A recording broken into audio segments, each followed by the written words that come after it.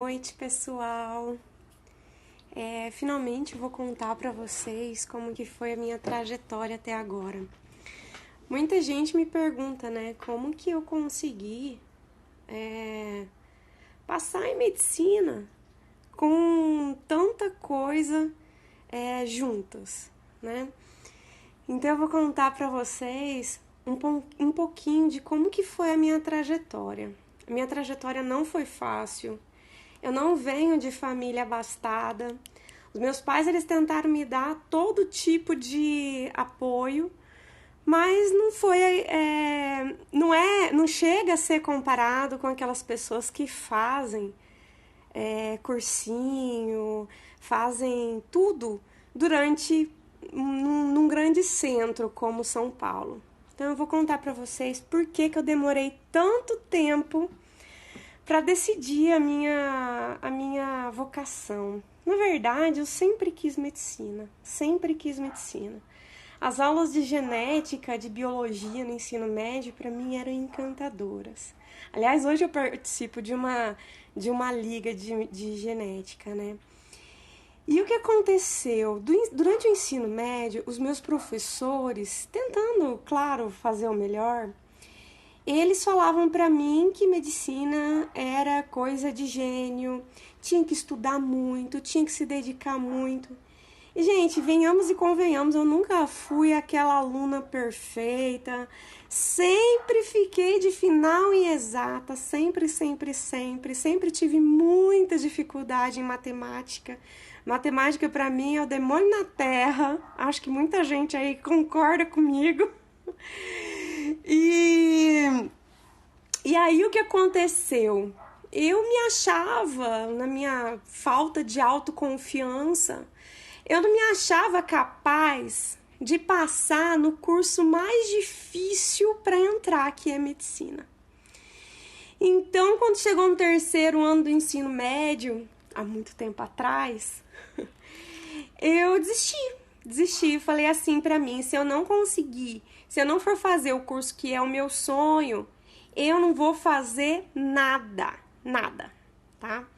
E aí desisti. Fui fazer teologia, na época eu era evangélica, fui fazer teologia. E aí eu fiz teologia, até cheguei a prestar mestrado em teologia. Mas aí quando eu fui prestar o mestrado, eu fiquei hospedada na casa de uma amiga, uma prima minha, uma querida prima que é médica.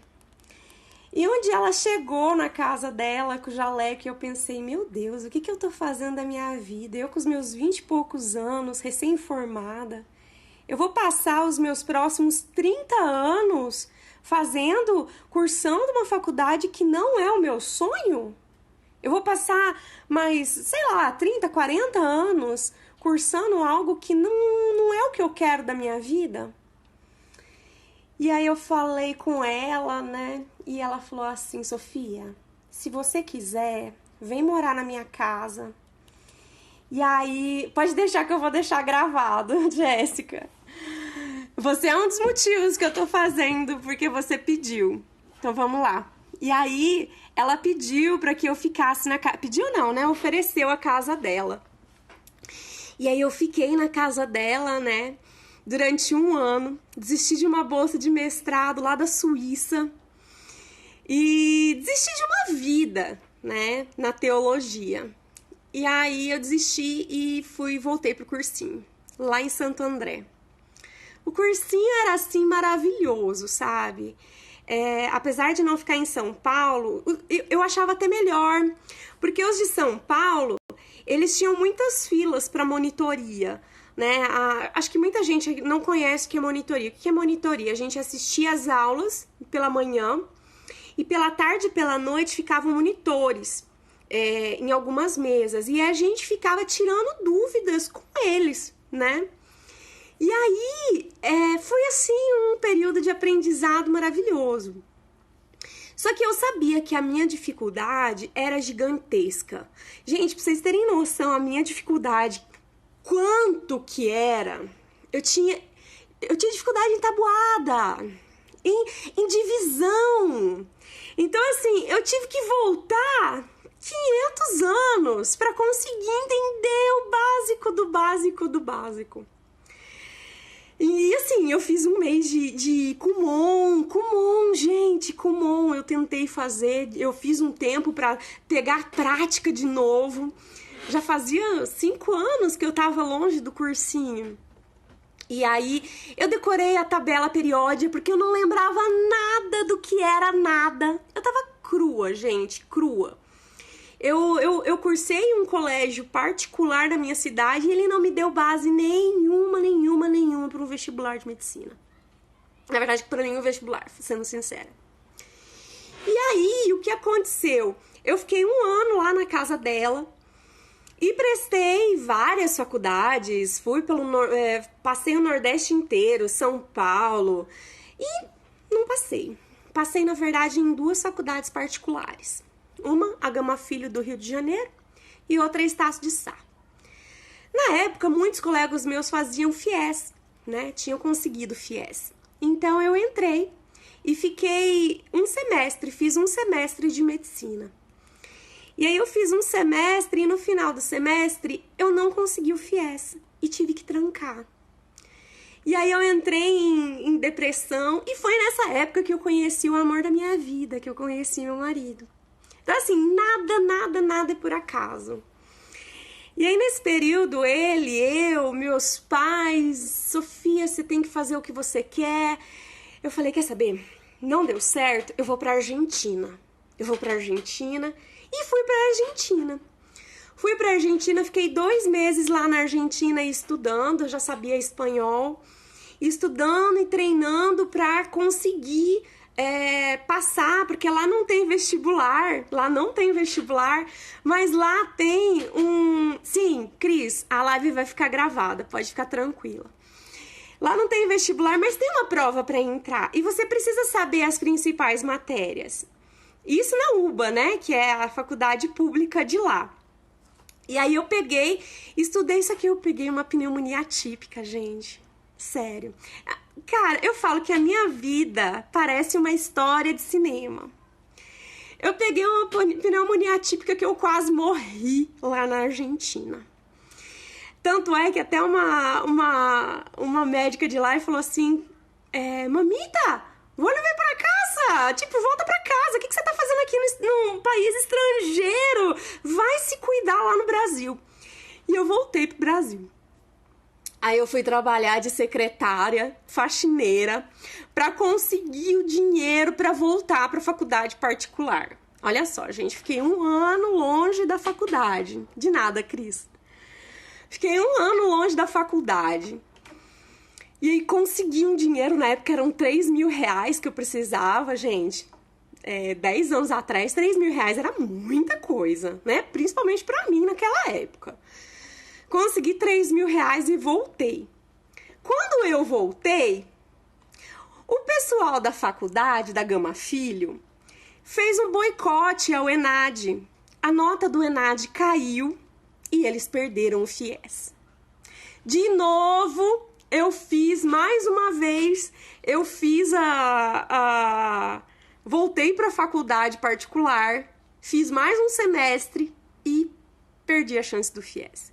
E aí, quando terminou o semestre, eu falei assim, não, chega, eu sou pobre, não tem jeito, particular não é pra mim, não dá. Então, a partir de agora, eu vou voltar pro cursinho, vou recomeçar tudo de novo. Eu tinha feito 1 ano de cursinho, vou recomeçar tudo de novo e bora pra frente, bola pra frente. Voltei pro cursinho. E fiz mais 1 ano e meio de cursinho. Eu estudava cerca de 8 horas semanais. Na verdade, o que aconteceu? O primeiro semestre de cursinho, eu fiquei frequentando o cursinho. Depois as aulas ficaram tão tediosas pra mim, porque o que acontece? Eu tinha feito teologia. E na minha faculdade, eu tinha tido muito história, português, redação, assim, não diretamente, mas eu tinha muita habilidade em humanas. E biológicas também. O meu problema era exatas. Então eu sentia que eu tava perdendo tempo no cursinho. Então o que eu fiz? Eu peguei a monitora do cursinho e falei, cara, se eu pagar o que eu pago pro cursinho pra você, quantas aulas por mês você pode me dar particular? E assim foi, eu fiquei 1 ano fazendo aulas particulares. Eu estudava sozinha as aulas de humanas, estudava sozinha redação eu ia num cursinho, fiz 1 ano de cursinho. E assim foi. Quando chegou no final de 2011, o meu marido se formou na Unesp de Assis, em psicologia.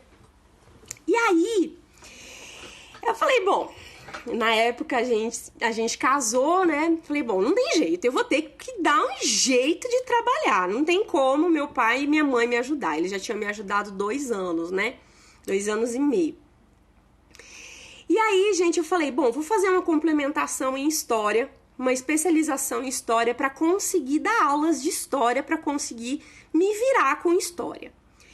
E nessa época, eu comecei, gente, como eu não tinha condições, teologia é só área de pesquisa, na época eu não tinha condições, o que eu fui fazer? Eu fazia pão de mel para vender na rua, para conseguir um dinheiro para sobreviver. E ao mesmo tempo eu saía com uma mochilinha, um isoporzinho, no meio da cidade vendia pão de mel durante um período, concentrava um período fazendo pão de mel, vendendo pão de mel, e nos outros períodos eu estudava por 2 coisas. Primeiro, plataforma online, eu estudei muito com o Descomplica. Você tá dando risada? É porque não foi você, Vládia. Então assim... foi um período muito tenso, sabe? Eu vendia pão de mel na rua pela tarde. Pela manhã eu embalava os pães de mel, tá? E aí, no período que sobrava da manhã, entre as 7 e as 10, eu estudava. E à tarde eu também à noite também estudava, depois que eu voltava da venda dos pães de mel. Oi, Mari! Bem-vinda, meu amor! E aí, gente, foi assim durante 6 meses. 6 meses. E aí eu comecei a dar aula. E assim começou minha vida de professora, né? Foi em 2012. E aí eu comecei a dar aula. Quando foi em 2013, 2014, eu dava 40 horas semanais de aula de teologia. Eu dava aula de teologia, história, geografia. Isso! Eu vendia pão de mel na rua em Mato Grosso, isso mesmo. Essa aí é a minha sogrinha me lembrando. Então eu dava aula de história, geografia, filosofia, sociologia. Dava aula de tudo aqui na minha cidade. Na época, meu marido tinha entrado no mestrado na UFMS e nós nos mudamos para Campo Grande. E aí eu fui dar aula, né? E aí o que aconteceu? À noite eu estudava.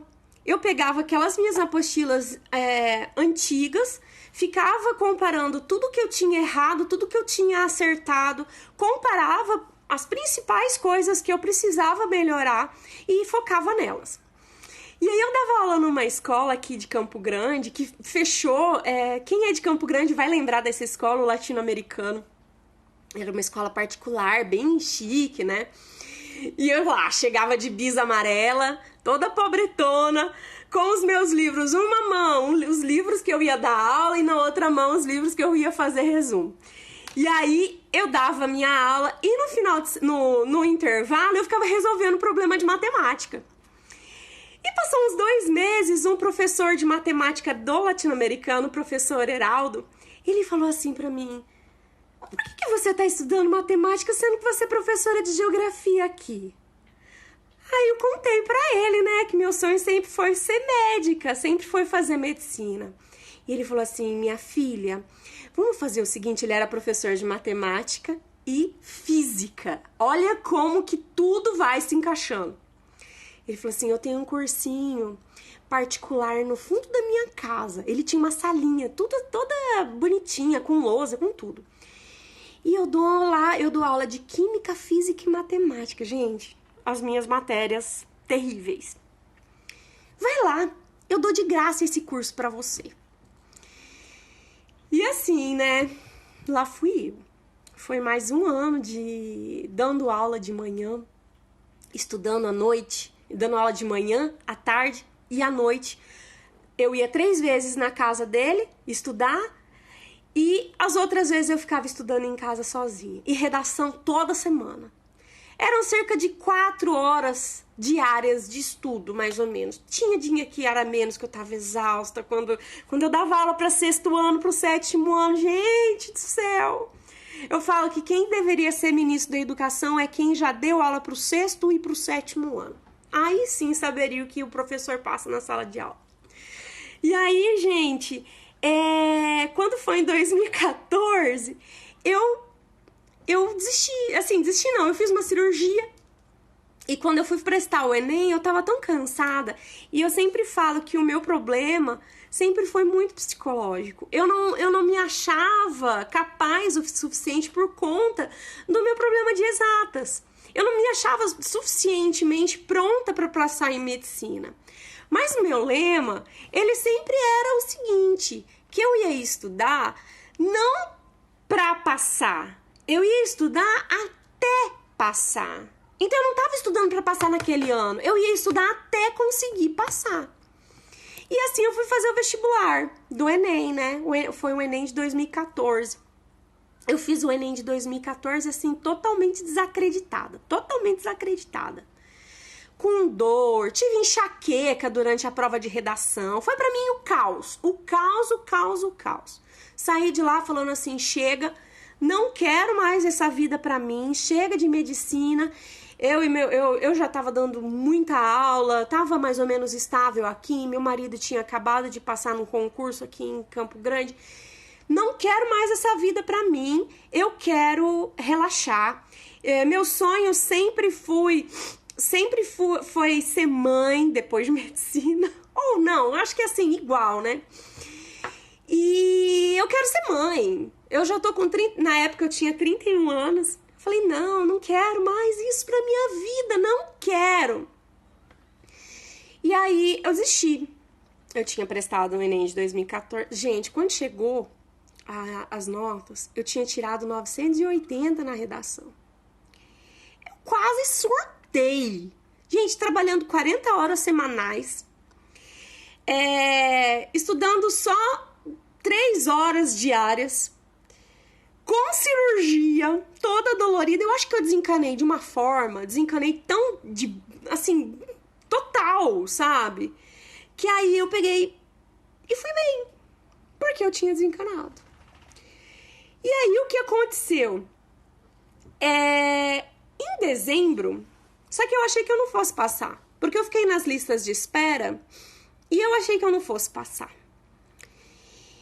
Em outubro, eu e meu marido, a gente resolveu ter filho, né? A gente queria muito ser pai, mãe, e assim, eu ficava pensando, poxa, até quando a medicina vai atrapalhar a nossa vida, o nosso dia a dia? Não, chega, não quero. E aí, a gente engravidou. Gente, sem brincadeira nenhuma, eu descobri o resultado da minha gravidez dia 9 de dezembro e dia 21 de dezembro a UFAM me chamou, a Federal de Manaus. Naquela época, gente, era o surto de Zika. Aí você imagina eu indo para Manaus, grávida, na época de Zika, com manga comprida e passando repelente de 2 em 2 horas. E assim foi. Fui para Manaus, fiquei um semestre sozinha em Manaus, grávida. Até as 32 semanas eu fiquei lá em Manaus estudando, realizando o sonho da minha vida, né? E aí fui para Manaus, grávida e, enfim, quando chegou na 32ª semana de gestação, eu voltei, peguei licença maternidade, voltei, a Maria nasceu e aí assim, a gente pensava, bom, quando o Pedro conseguir transferência para Manaus, eu volto. Gente, foi indo. Eu não tinha condição de voltar sozinha com a Maria Flor. E isso ela tinha... isso foi em 2016. 2017 eu voltei a lecionar, porque a gente não tinha conseguido voltar. Voltei a lecionar e a gente descobriu o autismo da Maria. Só que nesse tanto, gente, olha a loucura que estava acontecendo. Eu tava com a faculdade trancada lá em Manaus, Tava com a faculdade trancada em Manaus. Com a Maria, com 1 ano e 2 meses, meu marido não conseguia transferência, a minha filha tinha autismo e eu não sabia como voltar para a faculdade. E aí eu descobri uma lei que se eu não voltasse até o início do ano, eu perderia a minha vaga, porque eu ia jubilar. Eu já estava quase 2 anos trancada e você só pode ficar 2 anos trancada. Tá? Legal para vocês? Pois é. E aí eu falei, cara, vou ter que voltar com a Maria. O que eu vou fazer? Vou ter que voltar com a Maria. E aí surge o anjo da minha vida, que é a minha sogra. Ela falou, não, você não vai voltar sozinha. Bora. Vamos lá. Eu tô aposentada, vamos que eu vou te ajudar. E foi. Eu, minha sogra e a Maria Flor para Manaus. Chegamos lá em Manaus, voltei a estudar, consegui eliminar algumas matérias da Gama Filho. E aí a gente começou a perceber que a Maria começou a piorar muito, sabe? Ela começou a deixar de falar algumas coisas, começou a ter crise de autista, que ela nunca tinha tido, sabe? E tudo isso a gente achava que era por conta do meu esposo, que estava longe, porque eles são muito apegados. E aí eu falei, não vai ter jeito. Eu vou ter que voltar para Campo Grande. Não vai ter jeito. E aí o que aconteceu? Eu entrei na justiça, por quê? Não existia vaga para medicina aqui, aqui em Campo Grande. Na UFMS não tinha vaga. Todas as vagas eram ocupadas por pessoal de Três Lagoas. A UFMS de Três Lagoas, todo o pessoal vinha para cá. Então, era uma transferência interna, não tinha transferência externa.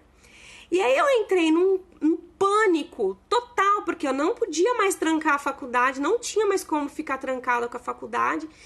E a Maria Flor estava sem tratamento adequado, ela não tinha aba lá em Manaus, eu não achei o aba convencional de verdade, não achei o aba lá.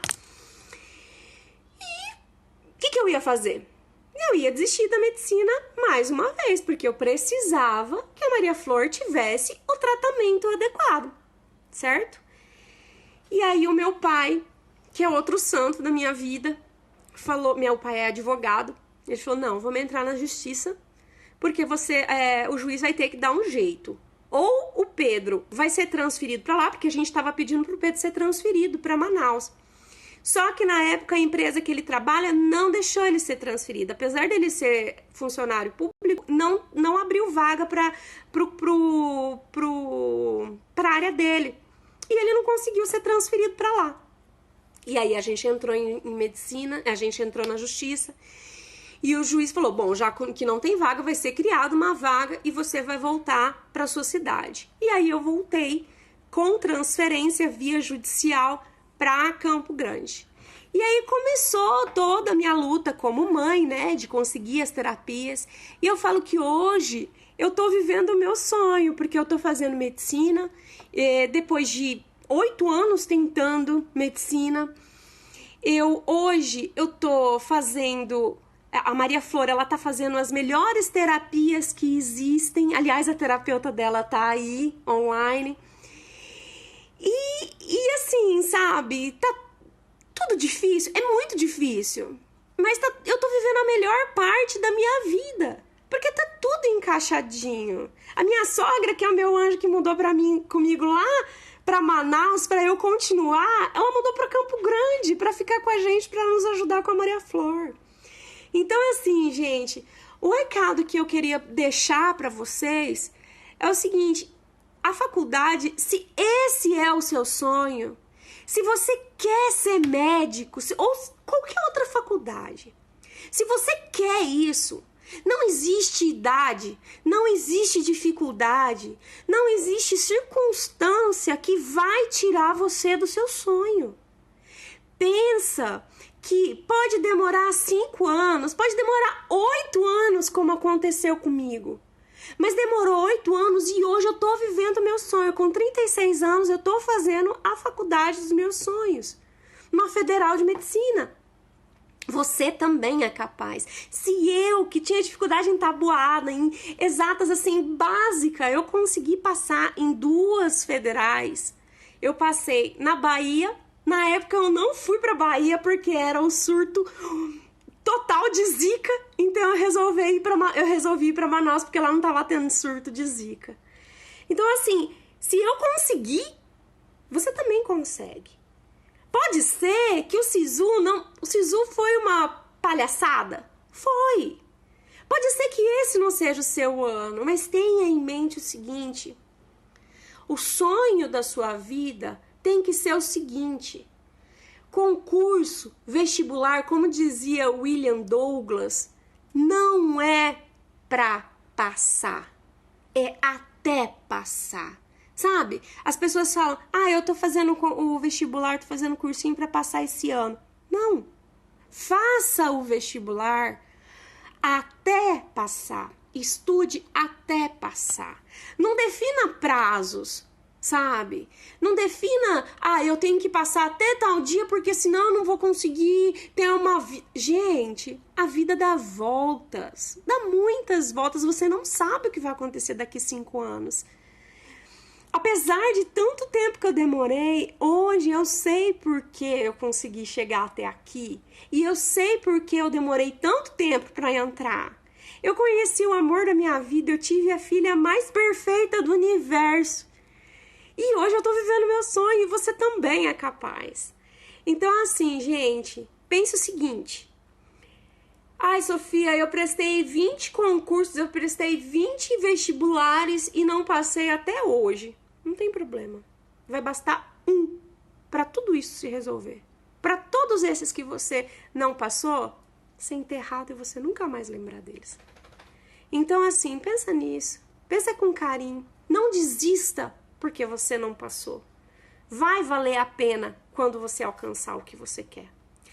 Gente, alguém tem alguma pergunta sobre a minha trajetória? Enquanto vocês escrevem, eu vou indicar para vocês esse livro aqui que me ajudou muito, muito, muito, muito, muito. Como Passar em Provas e Concursos, do William Douglas. Ele foi muito, muito, muito bom para mim, sabe? E ele me ajudou muito a entender como estudar, como organizar o tempo para estudar. Pri, o que você escreveu? Sei bem a luta, sou físio, trabalho com TERA e integração sensorial, era acadêmica no momento tentando transferência. Pri, continua, não desiste, Pri, um dia chega, não desiste. Se for preciso voltar para uma sala de cursinho, volta, vai valer a pena. Pessoal, eu acho que é isso por hoje. E eu espero ter passado a mensagem da minha vida para vocês. A mensagem não importa a idade que você vai conseguir. O que importa é conseguir o seu sonho. Tá certo? Eu vou deixar essa live salva porque bastante gente pediu no meu direct e aqui online. Eu espero ter ajudado vocês. Boa sorte a todos, eu tô torcendo muito para que vocês tenham ido muito bem no Sisu, que vocês consigam realizar o sonho de vocês. Se não foi dessa vez, não desiste. Não desistam porque vai valer a pena quando vocês conseguirem seus sonhos. É isso, pessoal. Um beijo e até mais.